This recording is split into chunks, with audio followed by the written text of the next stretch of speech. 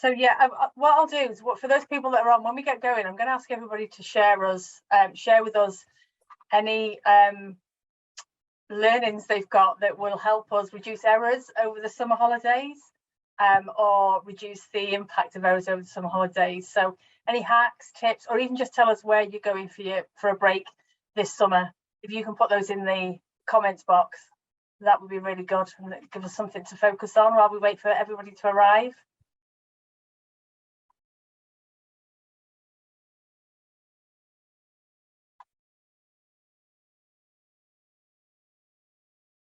Take an umbrella. You stole my thunder. I never go anywhere without one. I did hear a little bit of news that people in Southern Europe were coming to UK for some coolness and rain. How true that is, I do not know, but yeah. Well, hello, Carlos. There's so I'm in the Middle East. You can probably tell I'm kind of, even with the AC on, it's still hot. But I think the Middle East was some of the places where it was the hottest ever. It was 62 degrees in, I think, Kuwait, 62 degrees. And I believe just in the last couple of weeks, we've had the 4 highest recorded temperatures ever in the world, all in the same week. So, are you even allowed 62 degrees? What? 62 degrees, right? So you take your glass of water outside and you go to drink it and it's already gone. I think, yeah, I suppose we should be saying Celsius in case not everybody is European or from the UK. No, that is Celsius. Yeah. Fahrenheit, you mean? No, I think we should say Celsius, because I see. It could easily be Fahrenheit. Well, that's not too bad. Bob, that was 62 degrees centigrade. If you translate that into Fahrenheit, you'll swear. So Phil's already said take an umbrella in the UK. I don't agree with that just being in the UK, Phil. I think an umbrella can save you from an awful lot when it's hot outside and sunny. Chris Lee says don't work from home when the kids are in the summer holidays. And he's put one of those bonkers faces on. Yeah, agreed, Chris. And then Roger's telling us he sleeps so much better when it's raining heavily. Good to know. Is it that you like the sound, Roger?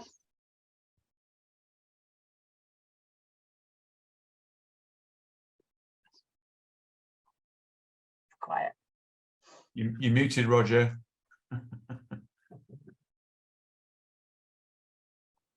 Hey, Chris Allen, nice to see you again.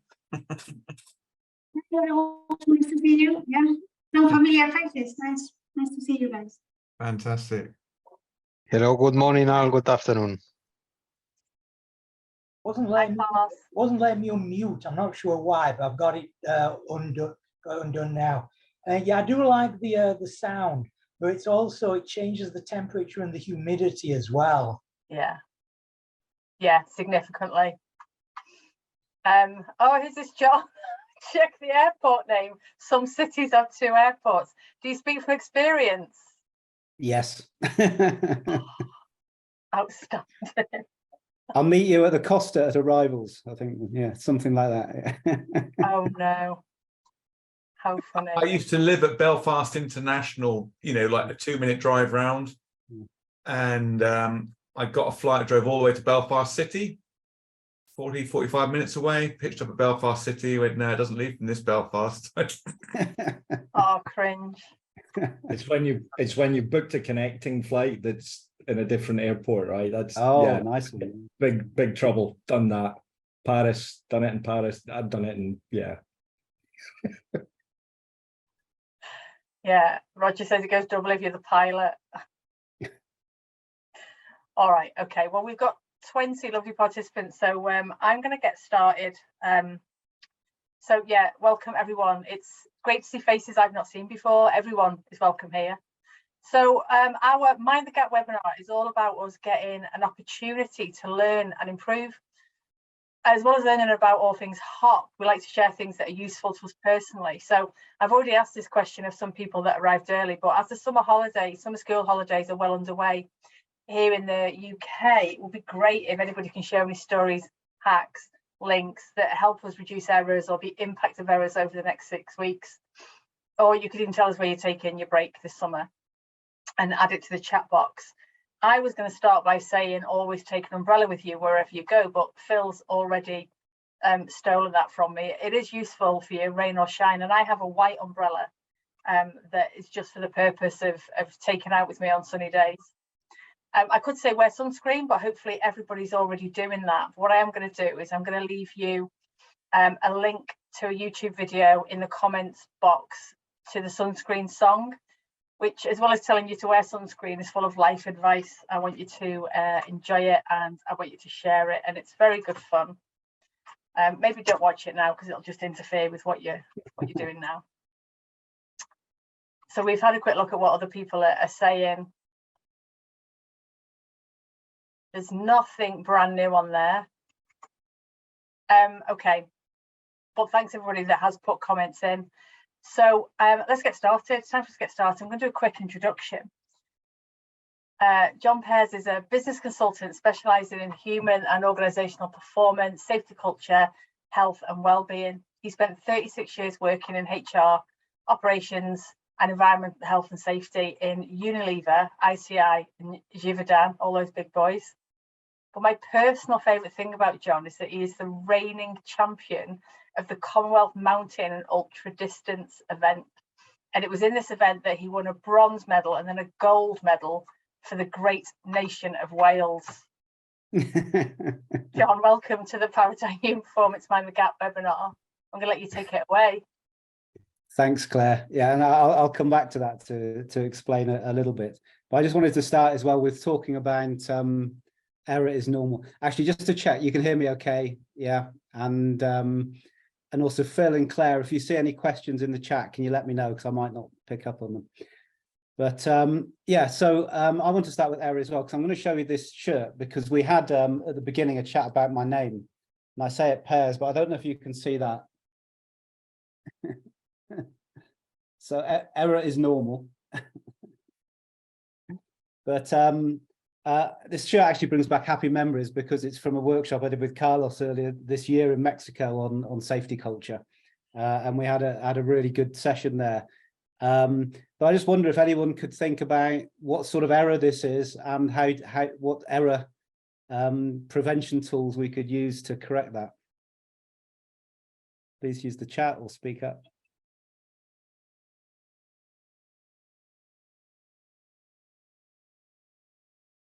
Spell check.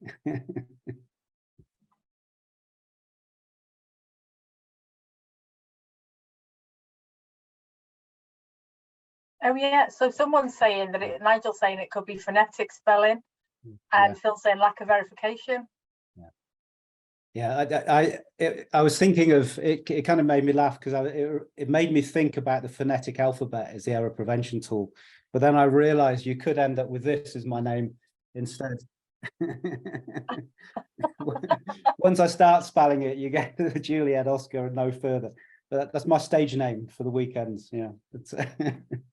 Yeah, we've got somebody saying, Carlos is saying hurry in, and Daniel's saying rush to execute. Yeah. So I think just send it in capital letters in the email. But I do like the shirt, because it brings back some very good memories. But I'm going to go to the presentation now. Mr. John, sorry, was that T-shirt made for the fun of it, or was it an actual error? It was an actual error. Okay. It was they made us all, everyone who participated in the workshop, got a T-shirt, and then we were giving them at the end to show we participated. But it was an actual error. But I don't mind. I tend to say Pares anyway when I'm traveling, because it's easier for people to understand what it is. Right, I'm gonna share my screen.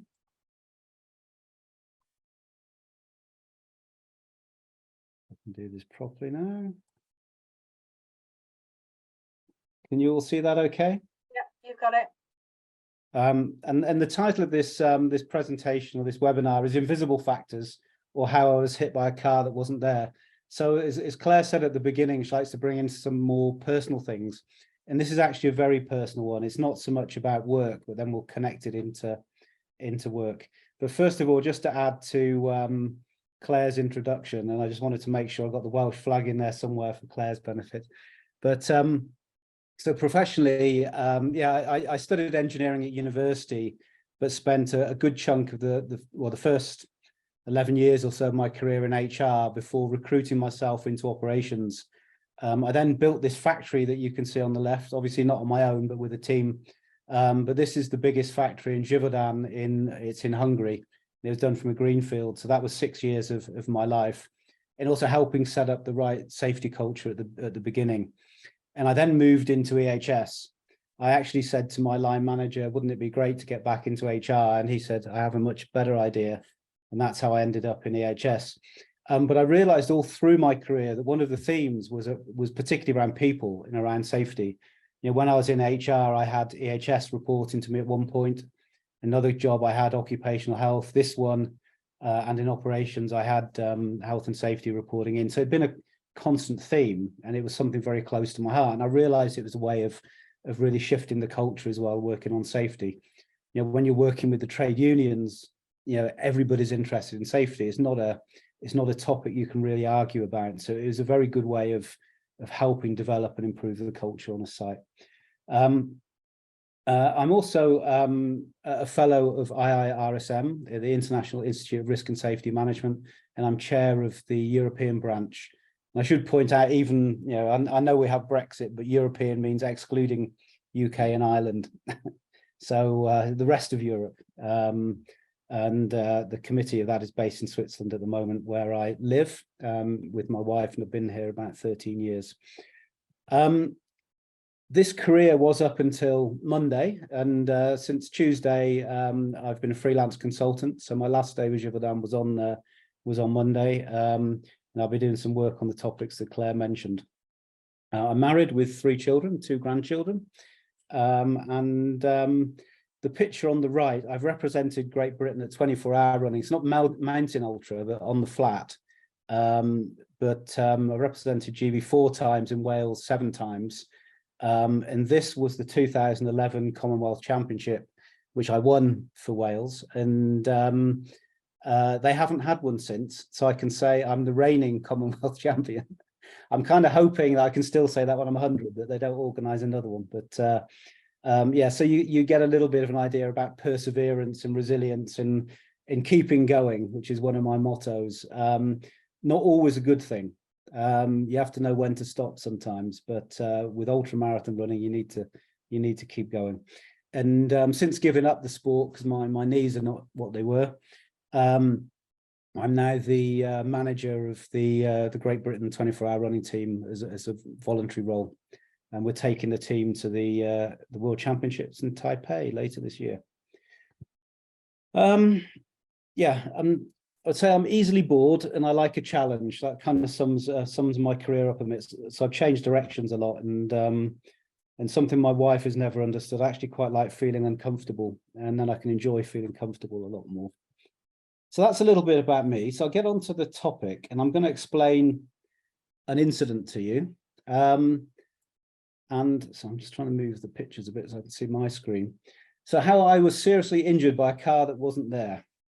And I'm going to give you a little bit of background. Please ask questions for clarification. And I'm going to ask you to do a little bit of an instant investigation.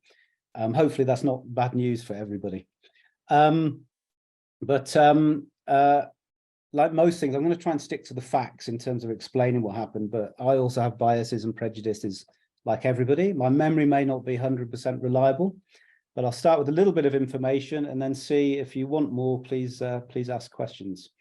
And bear with me, the reason will soon become clear. So let's go back to the Welsh theme. In case you don't recognise a mammal and a bike, that's me about to set off on a long bike ride.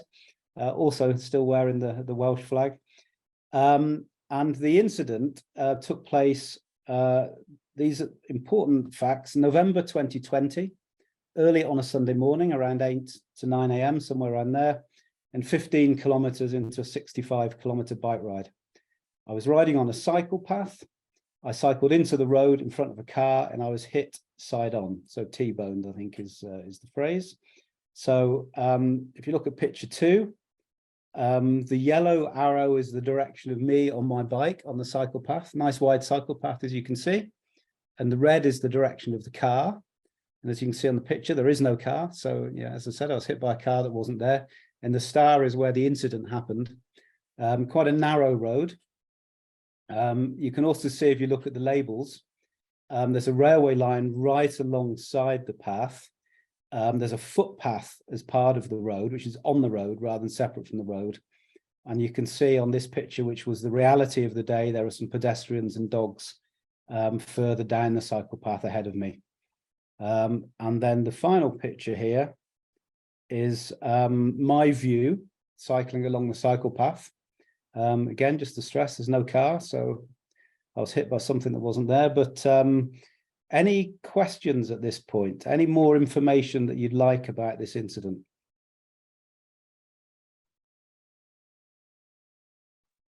Was it a clear, bright day, like the photo on the left? Yes, absolutely. Yeah. Was it an electric car that you couldn't particularly hear? No, it's a petrol car. Were you speeding or faster than usual? No, I think fairly normal speed. I was probably doing about 20 kilometers an hour at that point. And I'd seen the pedestrians and the dogs down the cycle path, so I was kind of aware that I needed to be careful. Do you generally stop at junctions and red lights? Yes, I do, yeah. There's some questions in the chat, John. I don't know if you can see them or you want me to read them out. No, I can't see the chat at the moment, actually. Okay, so Daniel says, how fast were you going? Yeah, it was about 20 kilometers an hour, I think, at that point. Okay. To the last question, to be honest, I sometimes do a risk assessment. If it's a traffic light and the sensor doesn't pick you up because you're not warm enough, and if there's nothing coming, I might go through. But on this occasion, I would normally have stopped. Was the sun a factor? Was the sun a factor? Was that the question? That's correct. That's correct. Yeah. Yes. Yes, it was. As I said, it was November. And it was about, I think it was between 8 and 9, almost 9 o'clock in the morning, and I'm cycling east. So the sun is directly in front of me. Roger. Paul Daly asks, who had right of way or has right of way? The car had right of way. Okay. Nigel asked, oh, I've just moved down a little bit. Angle of the sunshine, that's been covered. Age and visible ability of the motorist? Younger than me, and I think her eyesight was fine. Okay. Janice, was there a train? Any signs of one coming? No. Okay. Andy said, clearly the car was there. Was the issue you just didn't see it and the driver didn't see you? I certainly didn't see the car. I assume the driver didn't see me, or at least expected me to stop. Okay. And Nigel said, what were you thinking about beforehand? I was thinking about the pedestrians and the dogs, because one of my pet hates, of course, is the pedestrians are on one side of the path, the dogs are on the other with the leads strung in between. Okay. So I was thinking I'm going to have to shout or take evasive action or something once I've got to them. Daniel asked if you were alone. Yes. Okay. And It's Todd, great questions. yeah, they are, aren't they? Todd says, was the driver texting? Do you know? I don't believe so. I'm pretty sure not. I'm going to add one. Were you texting? No. I had a question. What were you thinking about beforehand, John, from Nigel Manning? Well, rather interestingly, I normally don't use this cycle path. I normally cycle through the town on the road. Is it the town, large village, small town? But because it was early in the morning and the sun was low in the sky, I decided to take the cycle path because I thought it would be safer. And I was thinking this could have been a bad decision because it wasn't for me, it wasn't a well-designed safety cycle path. Anna First time I've been down there. So Anna asked if you knew the area, were you aware that the road was there? Great question. I knew the area a bit. I didn't know it very well. I wasn't aware that the road was there. I don't know if you can see on the picture side view, it was a slight uphill, and you can see that the road is kind of above my eye line. Yeah. And I was focused beyond the crossing, beyond the road. So I was not aware there was a road there. Paul Daly's hit the nail on the head. I think we could just end it here. He says, poor situational awareness, case closed, blame and retrain. So Right. I think it's a probably good point to move on. I'll do a little bit more, but I'll come back to that one. Okay, there's a load more bits in there, so it might be, yeah, I'll let you go on then. Yeah. I know there are more questions there. Oh, yeah, yeah. Oh, yeah, So please go on. Please. Roger said it's one of those perception things when you're on an intercept and the other doesn't appear to move, you know, it just gets bigger. Exactly the same problem when you're flying, actually. If an object is stationary in your vision, you're going to hit it. So that might, do you think that was a factor? I don't, because I really did not see the car, hence the heading. I did not realize there was a car there until it was about to hit me. So that might have been a factor. If it's stationary because of your closing angles, yeah, then okay. Yeah. I was absolutely convinced. You see about where the point of the arrow is in the bottom picture. When I went back to the scene, I thought there was going to be like a huge bush there or something that was blocking my view, and there was nothing. The car was in my field of vision, but I didn't see it. Nigel says, what made you think that 20 miles an hour was an appropriate speed? Well, 20 kilometers an hour. Okay. But yeah, that was me slowing down, I'm afraid. I kind of, this route, I normally average about 30. So Anna's got me a challenging word here to pronounce. Saccadic masking, question mark. Oh, blimey, what's that? Okay, do you want me to explain it? Please. Right, saccadic masking is, so your brain, when you look, you sort of move your head from one side to the other, takes a series of snapshots. So you actually end up with blanks in between, and your brain fills in the blanks with what it expects to see, but not what's actually there. Okay. This I've not heard that phrase before, but one of the things that occurred to me afterwards was that railway line, because it was on the right-hand side, so nothing could come from the right, could it? I think that was part of my frame of mind at the time, that there couldn't possibly be anything coming from the right. So I had no attention on that side at all. That's a good one. A couple more questions. Andy was wondering, were you distracted if you were looking at the dogs, pedestrians, then by definition you weren't looking at the car or for a car? Yeah. So I think there was a bit of that as well, eyes further down the road. And last couple, Todd says, you know, wearing COVID masks. No. And Peter Harty said, have you considered your actions within the context of a just culture? I certainly felt what happened afterwards was not fair, but let me move on to that, and then there maybe some more questions occur, and we'll get a little bit into the investigation. So let me just move on a little bit. Oh, if I can. There we go. So the immediate consequences. You can see the helmet on the left. Absolutely everybody, I'm sure, on this call, but please wear a helmet. I think the helmet saved my life. I was hit by a car, so I revised my opinion a bit, that I wasn't hit by a car that wasn't there. I was hit by an invisible car. That must have been it, because it certainly hit me pretty hard. And for Star Trek fans, I think it must have uncloaked after it hit me, because when I was lying in the road, I could definitely see the front of the car with the broken headlight. But you also see on the right, the consequences to me was I got a compression fracture of my spine, one of my vertebrae. So it could have been much more serious. But I landed hard enough on my head. So I was hit sideways on, flew through the air, and I can remember thinking this is going to hurt, and it did. But I landed hard enough on my head that I got a compression fracture in my one vertebrae. And the doctor at the hospital said, you normally get this when if someone sits down very suddenly on a concrete floor, so you normally get from the bottom up, not from the head down. So it's a pretty severe injury. I mean, luckily the car wasn't going too fast because it just crossed the railway line, but it could have been a lot worse.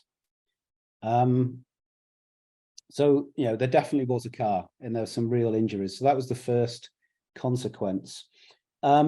So I thought in terms of the root cause analysis and investigation, we could start with the police version. And this is the not fair bit. So hit by a car, you know, let's do a nice old style linear root cause analysis. Injured person cycled in front of the car. Yeah, definitely did that. So that they wouldn't accept my opinion that the car was invisible. So they ignored that bit of the story. I failed to stop at a line. And therefore it's complete disregard for the law, and it's my fault. Consequence, I got a 200 franc fine for that incident. Yeah, and as usual, I'm really glad they fined me, because now I know it's wrong to cycle in front of a car, and I won't do it in future. So it's completely solved that problem.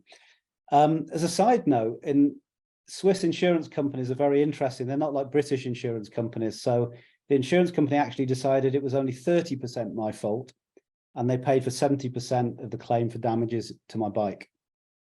So they're a lot more fair than my experience in the UK. I was also very disappointed that no one asked earlier whether the bike was damaged, because then I would have known if there were other cyclists on the call, because that's usually the first thing, is my bike okay? But so that was the police view.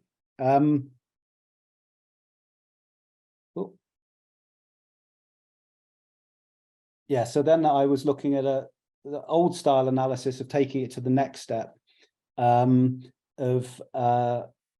looking at what could happen. Someone said retraining before. So one thing was maybe I didn't know that I was supposed to stop at the white line.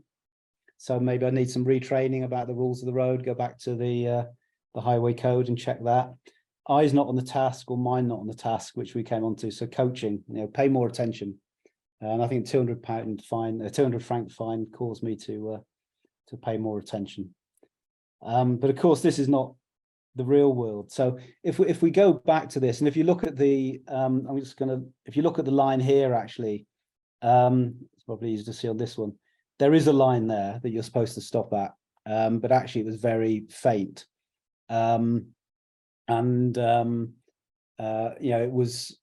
it was not visible in this other picture from my eye line. So yeah, and there were no signs saying stop or road ahead or anything like that. So it could have been better designed from the point of view of the junction. Yeah, there are definitely some physical factors there that could have been a lot better. But what do you think? Do you think any, what would you conclude, or any further conclusions about the root causes? John, Chris Lee's concluded that you need to go on a safe start course. Safe start, absolutely. Yeah, we train. That's why I use the mind not on the task, eyes not on the task, because we had safe start at work in the past. And then Daniel Gilkey's asking you to be honest. Would you have stopped even if you knew the line was there?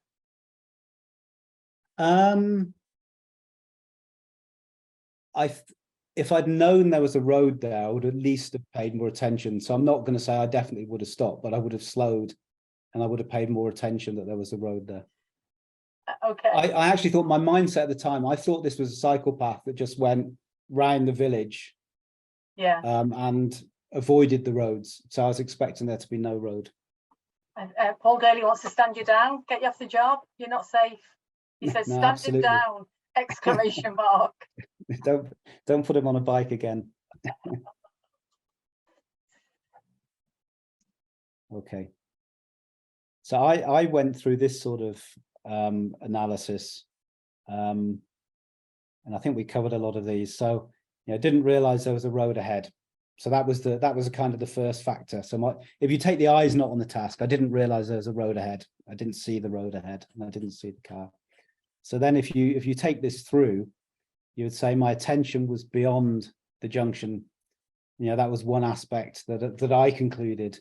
I was preparing to avoid a hazard that was further down the path, and your possible collision with pedestrians and dogs, and presence of people and dogs across the path. Interestingly, this was not supposed to be a footpath; it's supposed to be a cycle path. But obviously, people use footpaths as cycle paths and vice versa. So that was one of the factors. I think in terms of visibility, this question was also asked. The sun was low in the sky and it was directly ahead, November early morning. So that was also one of the key factors that I was a bit blinded, not completely, but quite a lot. Interestingly, the driver would not have had the same effect from the sun, but I'm sure, you know, she would have not expecting a cyclist to come straight into the road. And then, as I said before, I think the physical layout was pretty bad. You know, with all these different things coming together, railway, footpath, cycle path, road, all coming together at the same point, and no real indication that there was the road, and then poor maintenance of things like the road line. So these are kind of the physical factors. Do people agree or want to add something else or disagree with anything there?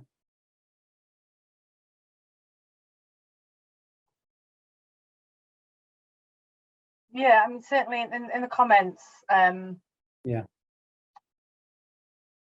Oh, Peter feels your pain. He fell off his road bike this summer, and as a safety learning lead, he reflected upon his actions in the context of a just culture.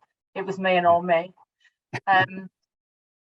Phil was asking, with the line of sight to oncoming cars blocked by any train barrier furniture? No, I really think it was this railway. I think it really. I just had my brain had just kind of screened out everything on the right because nothing could possibly come from the right because there was a railway line there. So I think it just wasn't aware that there could be anything there. Yeah, so it's but when I went back and checked, there was nothing. The car should have been absolutely clearly visible right in front of me or just to the right. Paul Daly's asking, has the road layout changed since? No, I gave that feedback to the police in my not perfect German, but the police officer was very receptive, and she actually agreed with me afterwards when we did the interview that it could be a lot better, but they haven't changed anything.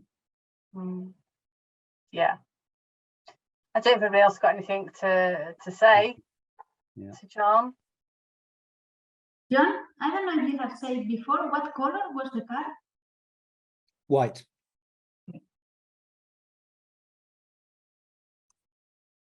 Thanks. Yeah. So this was the first after the incident, and you know, so I had a couple of nights in hospital. I wasn't that badly hurt. I had a brace on for about 6 weeks, and I was reflecting on it, and I think being an AHS professional, I thought I should do the investigation. But then I thought, is there anything else to take into account? And I had another think through it, and this is kind of then brings me to the crux of why I'm doing this webinar and what I want to get to. But I think this one was much more significant. I think the other factors had an effect, but mine not on the task. And some of you started asking questions about this, and I think this is a really good line of inquiry into what else was going on and maybe what we should think about when incidents happen. And this comes up. I think at the time I was in quite poor mental health, and yeah, maybe that leads to some bad decisions like going out for a bike ride early on a November morning, but it can lead to some other poor decisions as well. And it wasn't considered at all and we don't normally consider it at work, but I think this was a key factor. And then you look at that and say, well, what causes poor mental health? And then I reflected on family issues, personal issues, and also work issues. So these are some of the things that I think can have a big impact on your mental health. And I was also reflecting on, you know, something that Phil said in the training before is around, in the HOP training, is around, you know, when we look back and we investigate, we have these lovely, nice straight lines, these linear investigations of this led to this, led to this, led to this, and there's you know, and that's how you get to the root cause. But I think on this topic, I came up with this, and I'll let you have a look at it. And I think this is what happens when you look forward and you think about what could be some of the causes of an incident. If you look forward and think of all the things that are going on, and I think these things had a critical effect. And I think one of someone raised a question with somebody wearing a mask, for example, and the driver could have been wearing a mask, but you picked up on the point. November 2020 was the end of the first year, or 6-7 months into the COVID epidemic. And I think this was part of what was going on. And I kind of work back. I mean, you can read this, but I think things. If you go forward from that, there was no travel, so I'd not seen my family. I told you I live in Switzerland. My daughter and grandchildren. I had one granddaughter at the time. They were living in the UK. My youngest son in the UK. My oldest son in Canada. So those are some of the family issues. My mother was in a care home suffering from dementia, and she was dying at the time. She died 1 month later, actually. But I couldn't travel to see her, and I couldn't go into the care home if I could have got there because it's closed to visitors. And I didn't get to the funeral either. So these sort of things were going on at the same time. I think there's some other things. You saw that picture about me winning the Commonwealth Championship. I was invincible. I was immortal. Nothing bad could ever happen to me.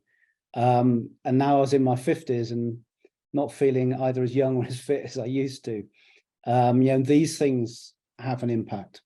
And also this, I put it here, poor communication with my wife. This was part of this, trying to deal with myself getting older and not admitting to myself or to her, some of those things that are going on. And then at the same time within the job, I changed jobs in 2021, and it was kind of because of a disagreement with my line manager and a sort of starting to break down that relationship, and my job just wasn't working, so we agreed I would change jobs. And this was all going on at the time. And with the home office, feeling disconnected from colleagues, with this problem with the line manager, not enjoying work, also no travel, so I couldn't do what I normally did. All of these things come together. So when you look at this, it's just much messier, much messier. And I really think this started to get me to think about, I'm onto something here. This is something we don't really consider when things go wrong, when we have incidents at work, at home, elsewhere. So I think this mental health issue is really critical. And I don't mean a diagnosed mental illness. I mean just poor mental health. So the analogy would be poor physical health. If you're in poor physical health, it doesn't mean you're sick. It just means you're not as healthy as you could be. And I think that's the same with mental health. It's I was not in good mental health. And I think that was one of those big factors that I probably shouldn't have gone out on my bike that morning, because I was in reasonable physical state, but I wasn't in a good mental state for that activity. And I wonder how many times we do things that we shouldn't do because we don't acknowledge that. I'm going to move on to the sort of next set of consequences, but any comments or questions while we're on this one? Yeah, there's plenty of comments actually. John, sorry, I've been scrolling up and down them. Paul's saying appreciates the honesty and openness. If somebody had asked you straight afterwards if mental health was a contributory factor, what do you think may have been your response? If they asked me straight afterwards? Yeah. No, not a factor, no. Elena said, were there more similar accidents on the spot and or nearby? I've not heard of any, I've not seen any, but this one didn't even make the local paper, so no, I'm not sure I would I'm not sure I would have known about it. Yeah. So yeah, Chris is saying it was a lot going on at the time and simple exhaustion. And then Phil said hindsight is clearly a player, but do you think doing a self-check beforehand with a with model, could that have helped? I think if I did it now, yes. If I'd done it then, again, similar to the first question, I don't think so, because I don't think I would have arrived at that conclusion. I don't think I would have been honest with myself. No. Yeah, and Daniel had already said that a route study prior to going on the ride may have helped. And I was just thinking about that myself. When I first started using cycle paths, I just got on them, believing them to be safe places, intrinsically safe. I wouldn't have thought to do a route check, but they are out there, they're available. Yeah. Oh, Anna, that's us doing jargon. What's a with model? Phil, I'm looking at you. Sorry, you're on my screen. I'm looking at you. Okay, it's a tool that makes you look at 4 different areas for error traps, error precursors, things that might jog your memory. So it's work environment. You consider factors there, your individual capability, the task that you have to do, and also the fact you're a human being, you know, what human elements might have come into play. I hope that helps us with it. It's a bit like the twin models, very, very similar. I was just going to say, John, interesting you say that about would you have been honest with yourself. I think that's one of the powers of any of these pre-job brief tools, is actually to identify problems with your teammates is probably more useful. You know, they're busy, they've got problems, you know, the kids are sick and they're keeping them away. I find that's often a way that you can help your mates out with those sort of tools. Yeah, and I think if I looked at it, you know, you talk about the individual capability, I would have said, yeah, I was capable. You're in good health, yes, I am. I wouldn't really have thought about it properly because it's not. It's something I've thought a lot about since then, and only a little bit about before then. Yeah, Barbara is saying that the with model mostly only works in hindsight, and she thinks that we put way too much stock in it. That's interesting. Yeah. I think it's a good model for looking forward. Sorry, John. I think it's also a good model for looking forward, but it's not perfect. I think none of those tools are, and you're always dealing with human beings. Yeah. And I think there can be that lack of honesty with yourself. Yeah. I think the power of ruminating, John, when I look at the screen that I'm looking at now with all those things, any and all of which could have been going through your mind all at the same time. Yeah. That ruminating stops you from paying attention, stops you from being good at your job, just everything. So I'm not surprised. I'm not surprised. Yeah. Janice says, wow, this has me thinking about the Humboldt accident in a rural intersection, Saskatchewan, Canada. I should have put my glasses on, got that. 16 people died, and the semi-truck driver went to jail with some public cries for him to be deported from Canada. Wow. It's a lot.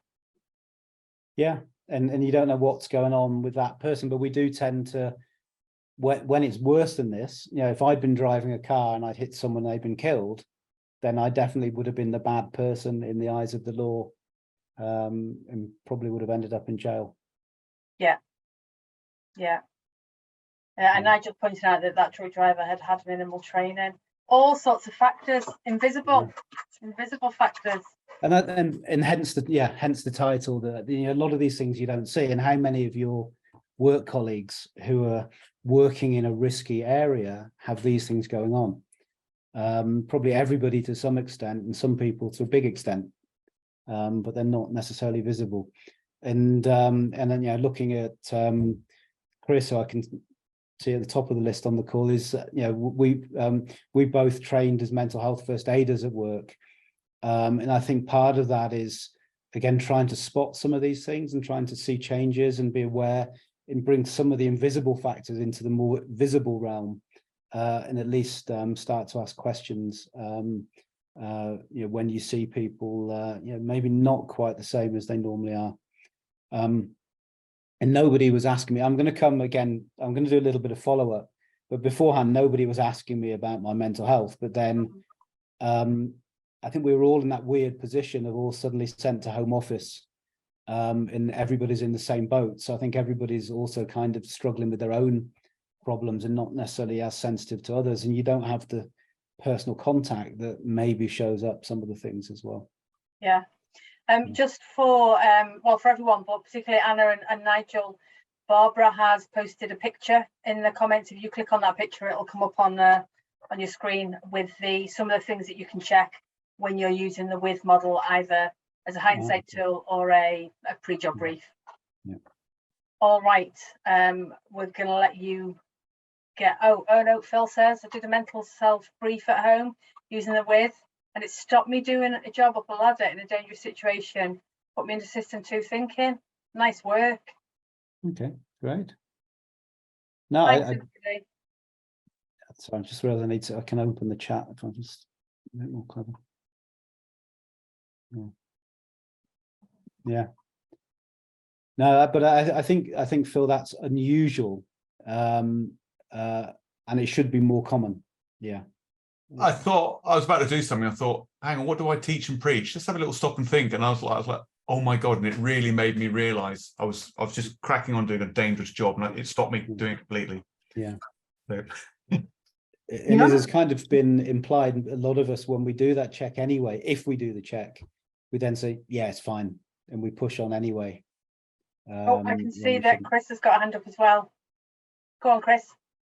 Yeah, I just wanted to ask Jan, if you start thinking on your mental health and your situation after the incident, or was month after and you were coming back to the incident, or was just right, that was right after the incident, like a inflection point? So I came to it a few months later. It still took me time. And there were other consequences to this, which also caused me to think about that. And I will come on to those a little bit as well about, what happened next. But it was, ironically, after the incident, it was the line manager that I put here as having a poor relationship with, who was the only person who asked me if I thought about using our employee assistance program and getting some help. But as a consequence of the incident, not a cause of the incident. But at least he asked. And, so but I guess because of some of the discussions we had, he knew me quite well.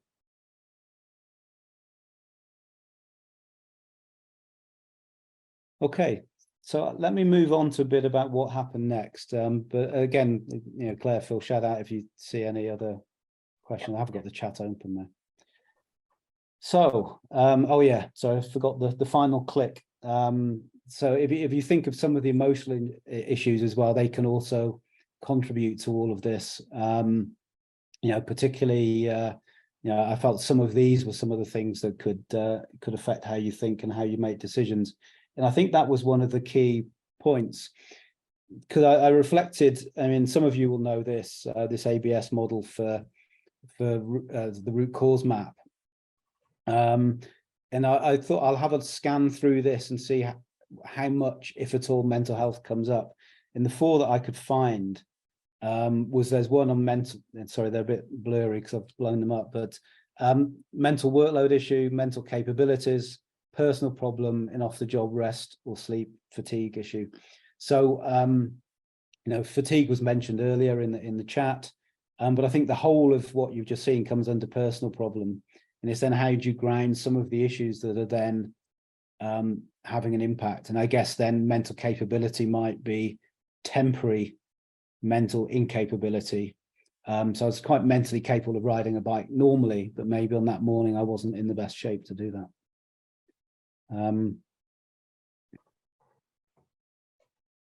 And then, so I just, yeah, and so I just comment on it because it relates to what was also said before. We do most of our decision making with our brains, and we don't pay a lot of attention to the health of our brains when we need to make decisions. And I think when you look at the immediate root causes, or sorry, the immediate causes, not the root causes of incidents, there's usually a decision involved.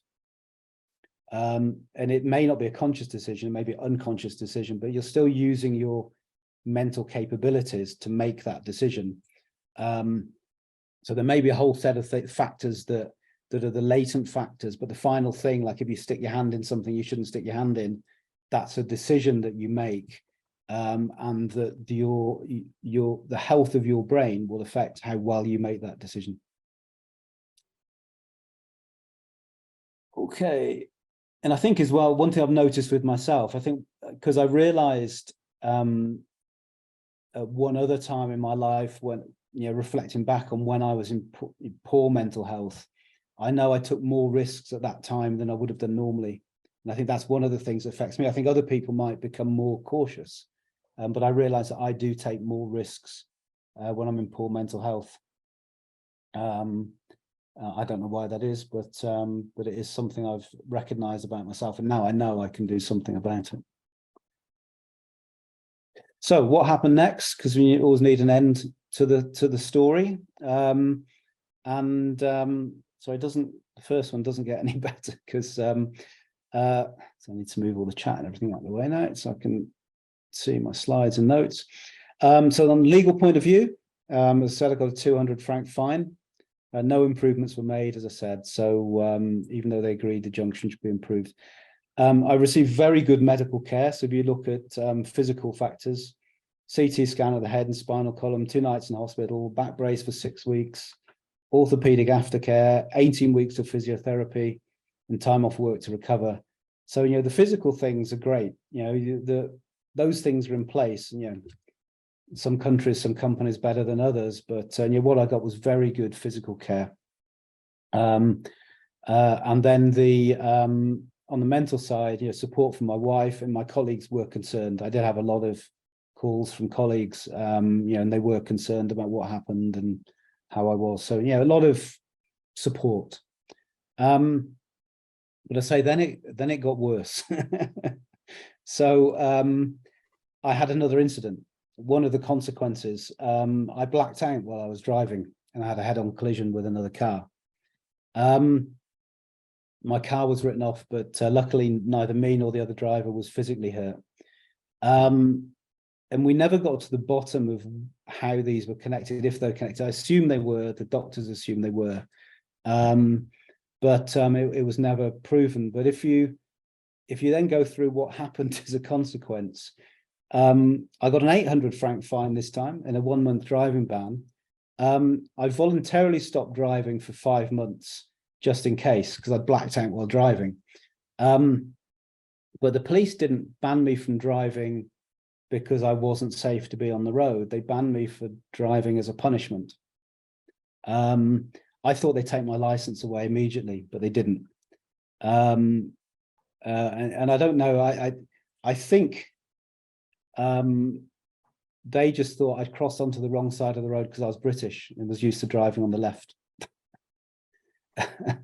So I chose to stop driving. When I did the neurology check, the neurologist had said it could be oh god, my mind's gone blank now. It's another thing about getting old, but it could have been epilepsy. It could have been a first epilepsy attack. But if I didn't have one within 6 months, 5 or 6 months, then it wasn't that. So he suggested taking a break from driving, which I did voluntarily for 5 months. But again, I had this fantastic medical care, back to MRI scan of the skull and brain. They did still find some bleeding from the first injury, but it was on the outside of the skull, not the inside of the skull. They checked brain function. And as I told my wife when I got back, the conclusion was my brain function was normal. My wife said that she didn't trust the neurologist and couldn't get a second opinion. Sorry, meant to lighten the mood about my normal brain function and some of the things I get up to. And then they also I had an ECG for a week. I had a sort of portable ECG strap on with all the sensors in case there's a disruption of the blood supply to the brain, but none of that showed anything. And the good news is, as a person in my mid-50s, I had every medical test under the sun, and the conclusion was I was in great health and nothing to worry about. So so that was the good news. The bad news was I never really got to the bottom of it, and whether this one was connected to the other one. It seemed too much of a coincidence. I blacked out one other time in my life when I had 5 vaccinations and some blood taken at the same time, but which felt very much the same as this one. But this is the fact this happened so soon after. I think it must be connected. And then on the mental side, now I did contact the EAP, and I did have a course of sessions with a psychologist, which I highly recommend. If your company offers this service, I got 10 sessions for free. She was great and helped me come to a lot of the conclusions that you see in here and pay a lot more attention to my own mental health.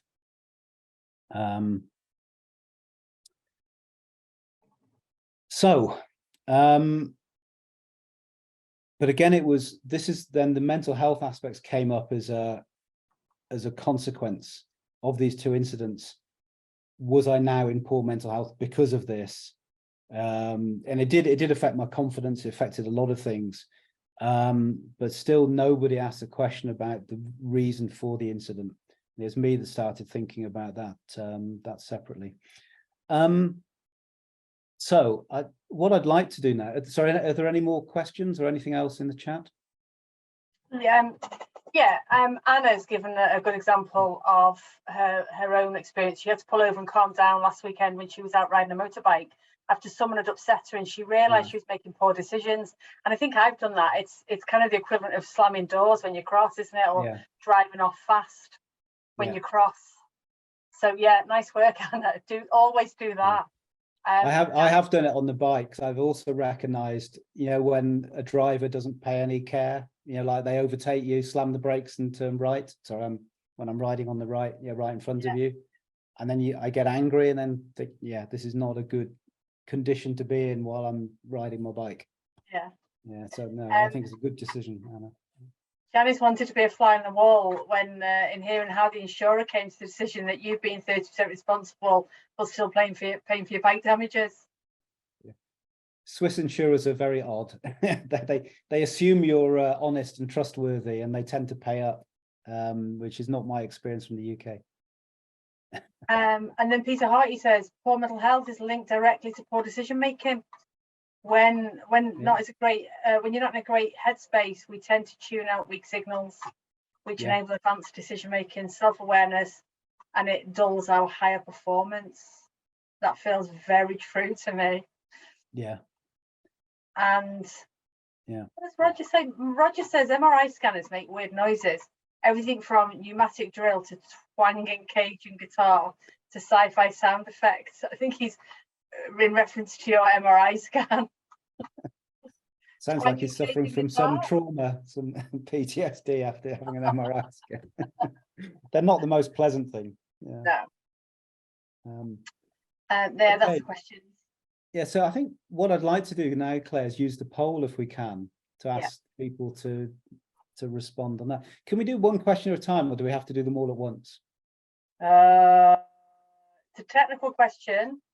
So I've got one poll and I can relaunch it. I think they're all, I've asked them all to be set up, 5 questions. Let's give it a go anyway. If it's all of them, that's fine.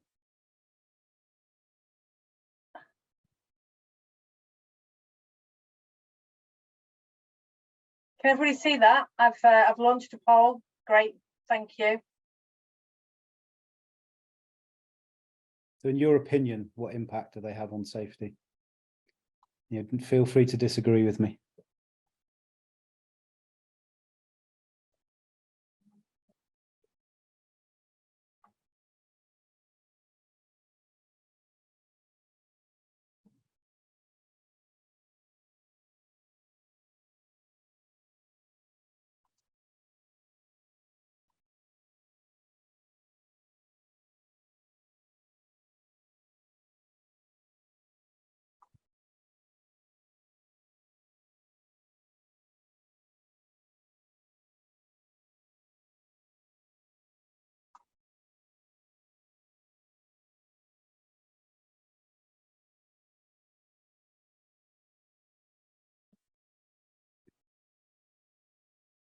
So coming in at the high end for sure. I mean, I've nudged you in that direction, but I'm assuming these are people's genuine views.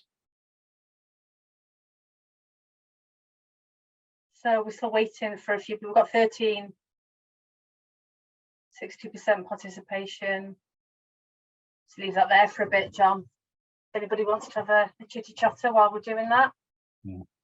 So seeing Anna's question, difficult to answer the last 2 questions when the answer to question 3 is no. But does you maybe think about whether they do it, maybe the answer is just not at all for number 4, or maybe your organization doesn't have a policy, but it still does something on mental health. And then for 5, again, is there someone who, I should have put none on there as well as an option. We live and learn. Yeah. We've got There is 19 no, people have taken part in that now. yeah. So if you want me to end it, let me know. Just yeah, I think sort of 19 we have. Yeah, let's have a look at the results now. I mean, should I just drag them onto the screen? Is that the way to do it? Because I'm sharing at the moment. If I do that. Oh, I think I should be able to share the results. Okay. But can people see that? I've just put it on the other screen. Yeah. Yes, we can see the results. Yeah. Okay.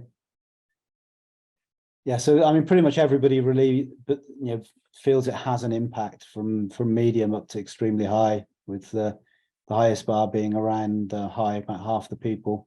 Yeah. And say it's not surprising given the theme of the presentation. Then, does your organization consider mental health aspects during investigations? So it's about 50-50. So I mean, the good news for me is about 50% said yes. That surprises me. I didn't expect it to be so high. Someone who said yes, would you like to say a little bit about what your organization does, or how that shows up?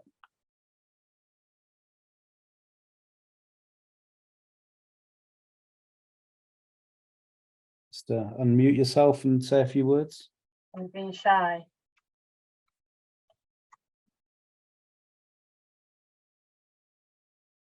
I'm going to answer. Oh. Okay. Carry on. Yeah, I'm going to answer for Givaudan. So last year we launched we kind of renew, update the learning from events into an investigation, and we start introducing the HOP piece on it. And here we have Carlos and Leon.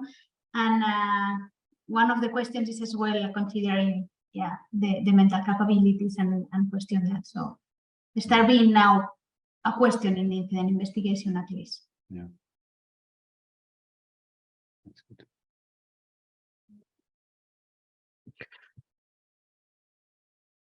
Anybody else? Any other organizations?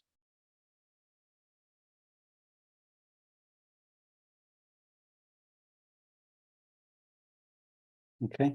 I can speak, John, for my former organisation. Definitely, mental health was considered during investigations. And even down to not have you got any mental health issues, but actually what were you thinking about, what was on your mind, what's going on at home. So the questions that would, because I might not think I've got any mental health issues, but me, is there lots of stuff going on in my life at the moment? I might answer very differently. So yeah, from in the place where I worked before, yeah, that was 100%. Mental health was considered during investigations. No, that's great to hear. I think it's a really good example. As you say, it's not asking the direct question; it's asking questions that might unearth some of those issues. I think it's important, and certainly not. In the HOP training, we talk about that. Is it someone making a stupid decision? But not going down that road, but asking some good questions that maybe unearth why people have made, let's say, a decision that's not as optimal as it could be. Yeah. Hey, John, it's Scott. Just a quick add-on to that. So we do it at Paradigm, even though we don't have a great deal to investigate. But at EDF, where me and Teresa worked, one of our questions before them, sort of going into the mental health area with the investigation, was finding out about what the person had to eat today, what was the general diet and exercise like. Because people that don't have, if you don't set yourself up with sort of meals in the morning, and then you go and crack on and you do a load of work and you burn through all that energy, and you're starving your brain of power.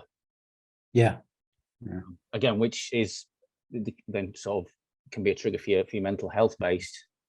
Was there a mental blip possibly related to poor diet and exercise?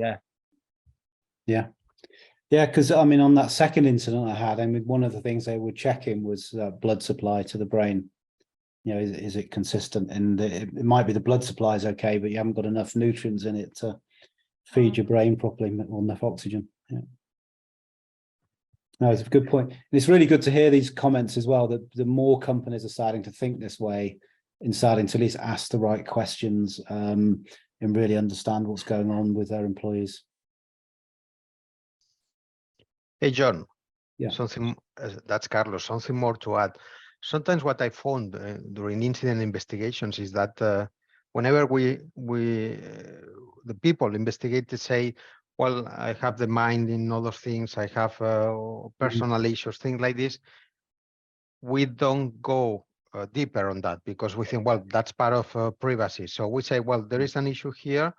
Maybe it could be an excuse or not, we don't know, but we don't want to go deeper because I think the incident investigation is not the best way to let people speak up and share. So we have to find another way to generate this trust, and then maybe it's easier for us, let's say, in the other side, just to provide the support they needed sometimes. Yeah, no, I think that's a great point, Carlos, and I think it's just sometimes it's how to take that next step. I know, we mentioned Safe Start earlier, and I've seen some good examples of how Safe Start is used, but I've also seen some bad examples, and you often see it in a root cause analysis that the root cause is given as mind not on the task. And it doesn't feel like there's any follow-up as to why that's the case. It might not be a mental health issue, it might be something else going on in the workplace. But you at least need to take it a little bit further than just arriving at that point. But there are other ways to do that and how to support employees and help them as well. Because the main thing is making sure it doesn't happen again. One of the key things, and the other thing is also then just supporting employees to look after themselves. Okay, thank you. So then just as a general question, does your organization have a policy on mental health? So again, it's a bit over 50%, which is great. I think that is a sign of the times. I'm not sure what this answer would have been 10 years ago. It might even have been 0, but I do feel there's a lot changing there. At least companies and organizations are trying to make a difference here and understand and support.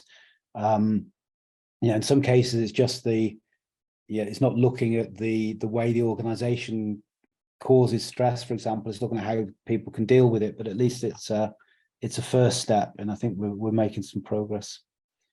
Again, just any comments on that one?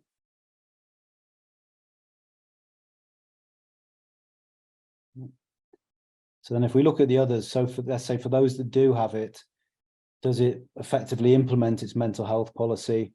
I think there's a full range there, from not at all to highly. So not the top band, but on highly at least there's one person. I think there's a whole range of, do people do this effectively? Are they really trying to do it effectively? Do they understand? Do they just have a policy because they think they should have one? And I think we're in this kind of transition phase where it will become more normal and the implementation will become more effective. But we seem to have a very mixed response at the moment. I think I would guess that this response reflects most, the sort of the typical organizations in Europe at the moment. And again, anyone want to comment or add anything to this or anything to say on their answer?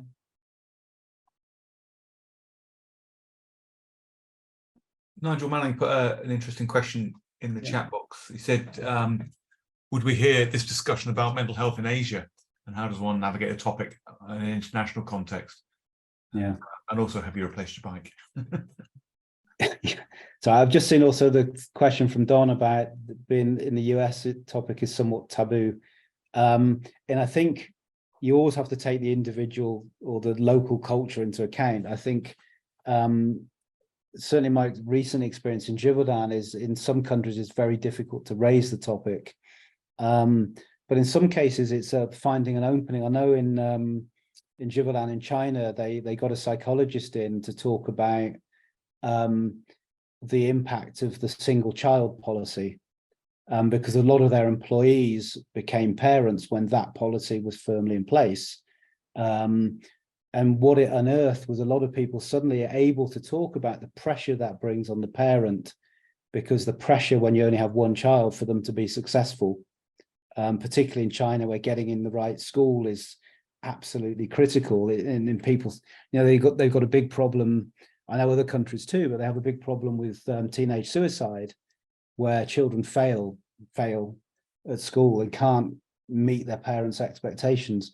So they got into the topic with a very real issue that was relevant for China, and it caused people to open up and start reflecting and discussing and seeking some help. So I think there are ways into this topic, but you have to be sensitive to what the local culture is and the local needs. And I think that as Don's added another one about the US, there's even without the legal aspects, there is a possibility people will say this is none of your business, and somehow maybe how do we find the right questions to ask that maybe unearth some issues? And if you have the right culture where people recognize you're trying to help, then maybe they'll be a bit more open about it. But it is a long journey, because if there's no trust there, and if people think they're going to be punished, or if they think what's going on outside of work is irrelevant, then maybe you're not going to get any progress. So I think it is a real challenge, and I think it is one step at a time. But even in those places where it's difficult, I think there's maybe a first step that people could take to see if there's something else going on.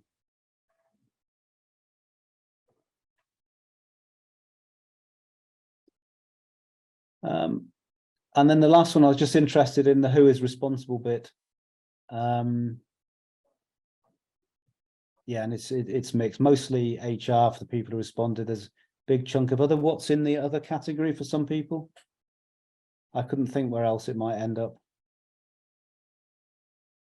Or is it just that it isn't there? Could be I don't know, actually. Yeah, it could be I don't know. Yeah. I'm quite surprised to see that HR and EHS statistic there. I think it's got the word health in it. It makes me feel like the health and safety function should be ensuring that that's well written, and that, implementation, it should be down to line management. I'm not sure why it's sat there with HR particularly. I think it's kind of traditional. I know when I was the HR manager in one of our sites in the UK, I had occupational health reporting to me. It didn't report into the occupational health and safety was one function, but the occupational health department reported into me as the HR manager. So there's a kind of split, and it was always felt because it's as a personal issue, it was not a work issue. There was this kind of very odd attitude to it. And when I started talking about work-related stress in Givaudan, I know that because we were very good at reporting injuries, and we have almost no occupational illnesses. You get some, maybe if it's an eczema, allergy related or reaction to the products, then they get reported, but almost nothing else. When I asked, I was told it's none of my business because it's an HR topic. So that was the kind of attitude. This was some years ago, but that was the kind of attitude. And I think it was seen as it's confidential, so it's just for HR. And also you can't report it because it's never just work. There are other factors. And then we didn't tackle the bits that were work related. And we also didn't consider the whole employee, where it was, where you might want to give them some support outside of work. Again, I'm happy that those things are changing, and that things with some of the assistance programs are looking at the whole person now, not just the person in the time they're at work.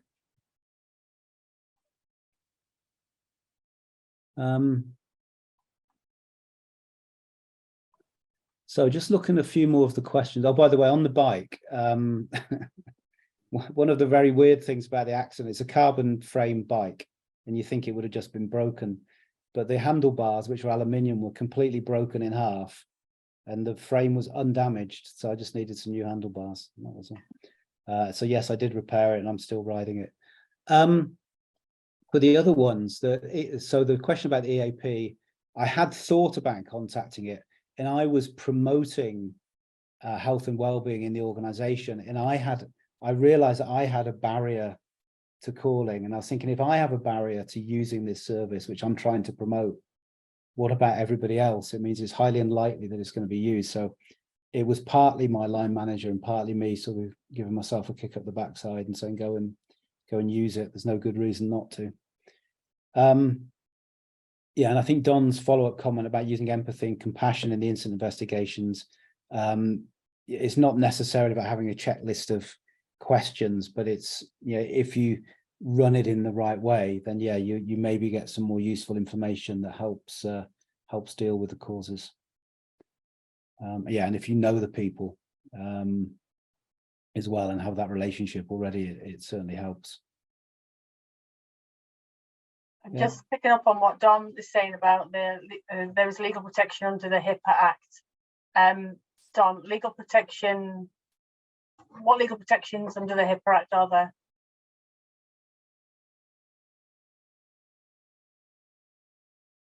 Is Don with us, Phil? Good morning. Yes, I'm here. Good morning. Hi. Yeah, let me, so it is directly related to the an employer. The employee is protected, has legal protections under revealing medical conditions in their workplace environments. Okay. Yeah. Yeah, it's all in an attempt to protect the employee from any discriminatory type activities against the employee based upon medical conditions.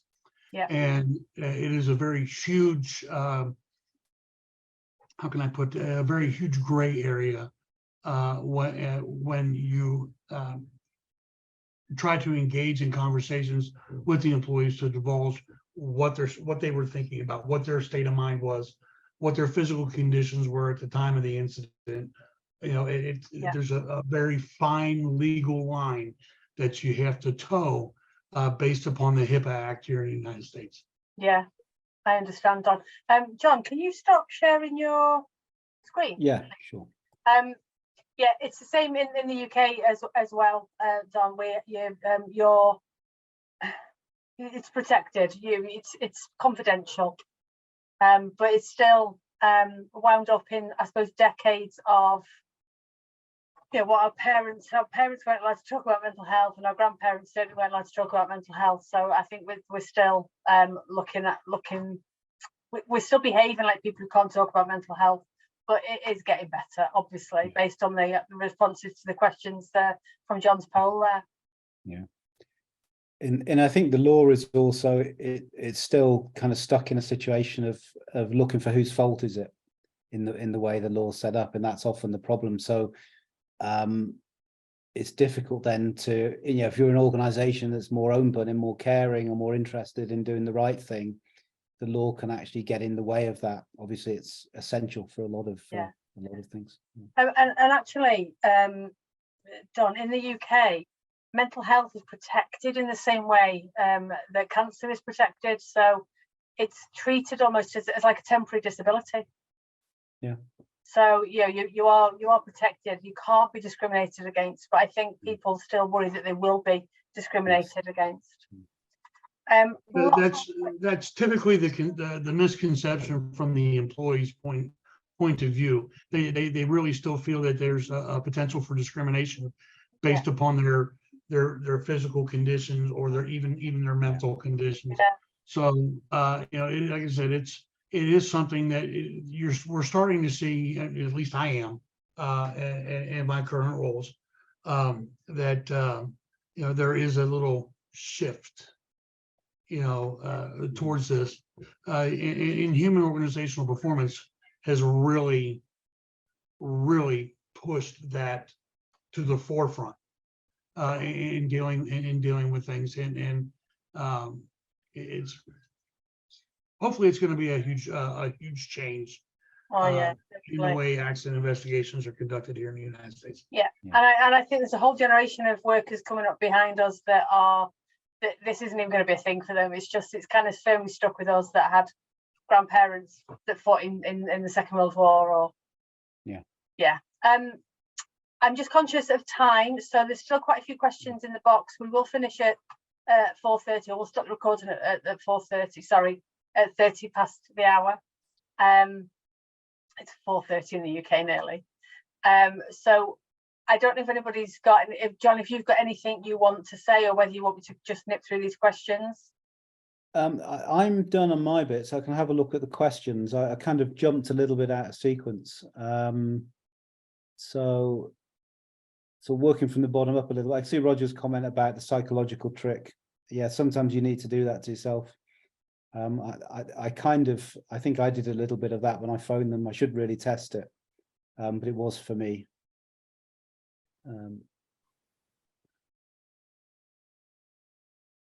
Yeah, and I think, Chris, what you put in there, you say ideally, with a mature mental health program.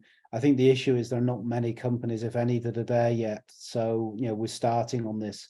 The more we talk about it, the better. And I know sometimes I'm reflecting on, someone my age, and you see younger people saying, talking about their mental health, and some, you see, singers and actors and who are a lot younger. And first of all, I still feel a little bit of a cringe. And then I think, no, this is good.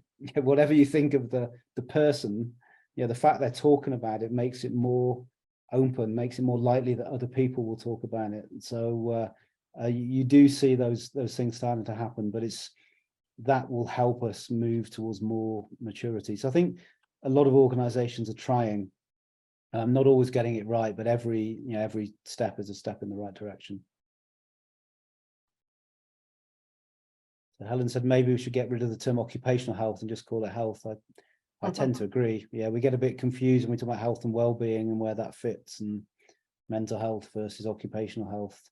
And I know, again, early on, a few years ago, we had this debate, is this an occupational health topic or not?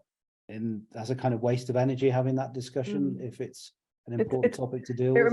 When you were talking about it and saying about, obviously everything at home that was going on, it just, we have this work-life balance sort of phrase, and really it's life balance. It's just the division is a moot point, really, when you've just done a perfect example of why it's a bit of a moot point. Sometimes, it's balance is everything. It's not just it's life. It's just life. yeah, it is just life. Everything affects everything else. Yeah, I know when I did the mental health first aid training, they did one thing. There was a whole list of stuff that he did and said, "What do you call this?" And the answer was life. It's just life. And it's there's a lot of things happen. Yeah, I just wondered if you got rid of the word occupational health, that would take away that box, the box of this is your health at work and this is what we're responsible for. Just call it health. This is the health department in the company, as though people are a little bit more open then, and they're not pigeonholed into, well, we only deal with your health at work. We're too scared to talk about what's going on at home, but both are interlinked. No, I agree. I absolutely agree. I like it. Yeah. So have I missed anything, Claire? I think Anna's just said that she had a friend who wouldn't contact her EAP because she'd done so before and it'd been flagged to HR. I mean, there's all sorts of things you can do about that, but it definitely involves third parties. Yeah. I mean, I've heard it as well. I know because of the role I had that the what we have in Givaudan is completely confidential, and it is a third party. But there are still people who choose not to believe that's the case, or don't trust it. And I think you always get some of those, and hopefully that group becomes smaller and smaller as you prove that you're dealing with it properly and taking the topic seriously. Much easier in a large company as well if you've got an occupational health or a health department or even a health centre that those people are already sworn into their own oath. If you've got nurses and doctors on site, they're already sworn into an oath system. And so when I've asked for help in the past, the only people that find out about it, and they don't find out it's you, they find out that there's a cost involved. It's the finance department, but they don't know who it is. They just know that somebody has pre-vetted the situation within the occupational health and just pay the bill. Yeah. Please just pay the bill. They never say who it is. Yeah, we had a great discussion with the sort of steering group on health and wellbeing, because the costs of the EAP were held in one of the HR functions and they were going up. And the budget holders saw this as a problem, and the rest of us saw it as fantastic because people are using the service, and then you realize there's a different perspective on this topic. Yeah. Andy from Paradigm says, let's name HR as organizational health and finance as financial well-being and see what the job description looks like. I feel the conversation's breaking down a little. That's just Andy, wherever he's involved. Yeah. Oh, that was mean. Sorry, Andy. That's bullying, right. That is, Claire. You're going to be in trouble now.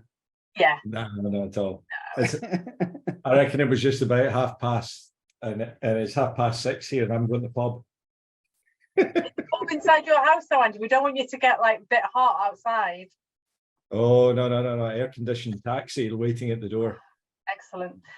Yeah, I'm going to wind it up, everybody. Thank you so much. That was really great input. We don't always get it like that, and it was, yeah, it was just really good. I don't know how John felt about it. No, I liked it. Yeah, thank you very much for participating. Participation makes it much easier, doesn't it? Yeah.